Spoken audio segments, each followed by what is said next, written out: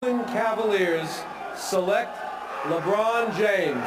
The Denver Nuggets select Carmelo Anthony. The Toronto Raptors select Chris Bosh. The Miami Heat select Dwayne Wade from Marquette University.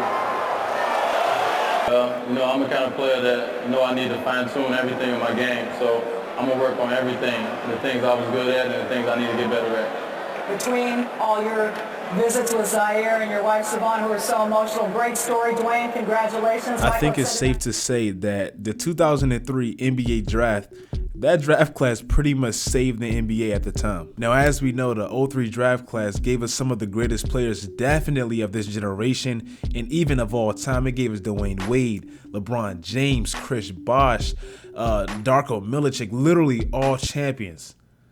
Okay, maybe not all NBA champions, but even Carmelo himself is one of the greatest scorers of all time, so it gave us so many versatile, different type of talents. Now, when I say this draft class saved the NBA, I'm not saying the league was in bad hands, but I would just say Jordan retired that season, and literally the next year, we got the chosen one to carry his own legacy in LeBron James, so it was pretty much like it aligned perfectly. Now, going into the 02-03 season, the NBA was in the midst of the Lakers' famous three-peat run with Kobe and Shaq, Phil Jackson, and all that stuff. But going into the 02-03 season, it pretty much ended before it even really started. While they were trying to get their four-peat, the first time it really ever happened since Bill Russell's age and all that stuff, Shaq decided to get a surgery on his toe right before the preseason started. So obviously that's kind of a big blow to a team that needed their best player. And when Shaq was asked about why did he decide to get that surgery right before the season started when he could have gotten it in the summer so he could have been ready to play, he said, "I got hurt on company time, so I'll rehab on company time." Kind of arrogant, kind of nonchalant. He pretty much did it on purpose. Now, to the Lakers, this was clearly a big blow. They started their first 30 games, like 8 games below 500. They started out 11-19, and Kobe was pretty much carrying the load. And I honestly feel like this was Kobe's way of trying to prove in his head and to everybody in the media and all the fans that he is the best player in the world. He didn't need Shaq and all that. It's kind of similar to when in 2013, 2014, I believe, Kevin Durant couldn't start the season because he had like a Jones fracture in his foot, and it kept him out pretty much for the entire season. And Russell Westbrook was going crazy with all these triple doubles. They missed the playoffs, and I think New Orleans snuck in. I think it was 2014, 2015. And Kevin Durant pretty much missed the majority of the season with the Jones fracture. And that was Russell Westbrook's way of proving I'm the real man at OKC. It was like kind of like right before Kevin Durant left. But that's kind of what Kobe was doing as well. Kobe that year had a 9-game streak where he scored 40 points or more, and he had a 13-game streak where he scored 35 points or more. So he was pretty much showing that, man, I'm a scoring machine. I'm the next Michael Jordan. I don't really need Shaq. And he ended up averaging 30 points that season.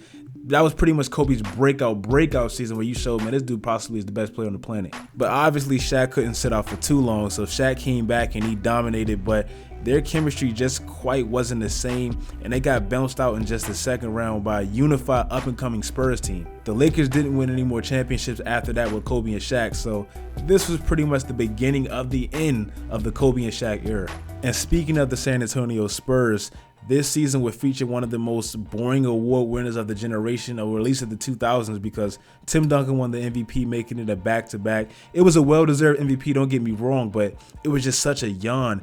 Greg Popovich won Coach of the Year. The Spurs won the NBA championship versus the Nets, and that finals broke the record for the lowest-rated finals in NBA history. It was just so boring. Now, that record, it would go on to get broken again in 2007, the NBA Finals with the Spurs and the Cavaliers, another boring Spurs series and all that. And that one was really boring because we watched a 22-year-old kid try to drag a Cleveland team to beat San Antonio, another dynasty. So that's why that was boring. The Nets and the Spurs, that series wasn't supposed to really be boring, but we were just watching two teams that didn't really have the most exciting stars. The Nets barely had a star. Jason Kidd was Jason Kidd, but it wasn't like he was watching a Kobe, a Jordan, a LeBron, someone like that. So it was just kind of a yawn. It wasn't a bad series at all. I mean, it went 6 games, but we were just missing that piece, that dude, that wing, versatile guy like LeBron that pretty much made the series exciting. So that's why that series was probably rated so damn low. But anyway, even though the series to me versus the Nets and Spurs, it was super boring, it was a sweet ending to a great career as David Robinson retired and pretty much went out on top.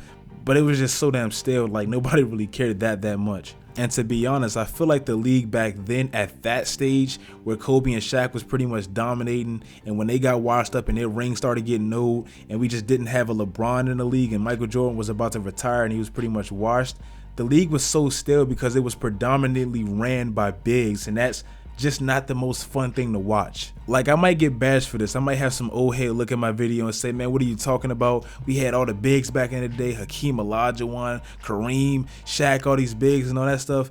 But nowadays, to me, the league is so much more exciting than it's ever been because of the versatility of the players now.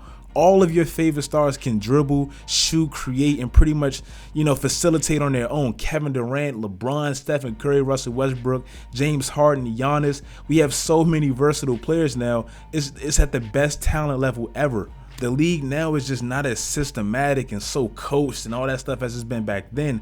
And I know some people are going to say this is why it's not basketball now, but it's just such a much more fun game to watch. I mean, if you even look at the all NBA teams of the 02-03 season, the season right before LeBron, Carmelo, and all those guys got drafted, the all NBA first team had Kobe, McGrady, Garnett, Tim Duncan, and Shaq. 3 bigs and only 2 guards, so it seemed like where the guards at? And the All NBA second team had Jason Kidd, Allen Iverson, Dirk Nowitzki, Chris Webber, and Ben Wallace. So 3 more bigs. Like, where's the small forwards? It almost seemed like small forwards really didn't even exist. So that's why I feel like the 03 draft was so imperative for the league to pretty much elevate into what it is right now. Because to me, that draft class alone just gave us 4 different styles and 4 new ways, and then 2 small forwards and another great guard. And it just did so much for the league. We got Dwayne Wade, who won a championship in his 3rd year. We got LeBron James and Carmelo. It kind of brought that rivalry to the league.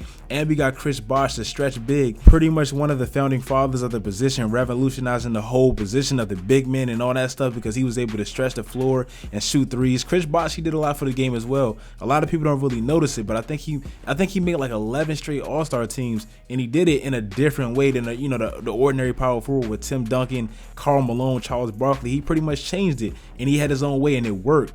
So like I said, that draft class to me was just such a necessary draft class to change the league. It just brought the league pop. It brought the league flair. It gave the league a temporary rivalry with Carmelo and LeBron. Dwayne Wade won a championship his 3rd season. Chris Bosh, Dwayne Wade, and LeBron obviously formed the big 3 like 5, 6, 7 years later. I mean, it was just such a necessary draft, and that's why I think it pretty much saved the league from being boring and so big predominant. Look at it like this, okay? Imagine if that 03 draft class didn't exist and we just fast forwarded to the 2004 draft class. In the 2004 draft class, I'm doing this straight off of memory, so if my memory serves correctly, I think we had Dwight Howard #1 and I believe a Emeka Okafor. So that's 2 more bigs to make the league even more boring and more big, like that wasn't cutting it for me. So I'm thanking God that we got that 03 draft. Like I said, not saying that bigs aren't important, but like I said, also, the league today is way more exciting than it's ever been because of the dynamic players in the positionless basketball. We have a 7-footer. 2 7-footers is maybe the best players in the world, like Kevin Durant or Giannis Antetokounmpo. Like, pick whoever's the best. One of those two players are probably the best player in the world, and they can dribble, they can facilitate, they can score, they can shoot threes. I mean, the game is just evolved in so many ways, and that's why I'm so happy for a draft class like that. In this playoffs right now, the playoffs that we're watching in 2019, it's the first playoffs since 2003 that we haven't had one of those guys, Chris Bosh, LeBron, Carmelo, or D Wade, actually in it. So let's appreciate them for what they did. And it seems like their reign, even LeBron, for in a sense, is coming to an end. He's like the only great of that draft left because Carmelo's probably not getting back in. Bosh and Wade are pretty much done. So he's the only one left. So we're kind of coming to an end. It's like, damn, man, an end of a legacy of one of the greatest draft classes ever. But that's the video, guys. I just wanted to show some appreciation and shine some light on the draft class that we all know is great. But I mean, that draft to me changed the league in a lot of ways. I hope you guys enjoyed the video. Make sure you guys subscribe and turn on your post notifications. Do all that great stuff, guys. And until next time, subscribe, follow my IG, Twitter, Snap, or do all the great stuff. Until next time, guys. Stay tuned.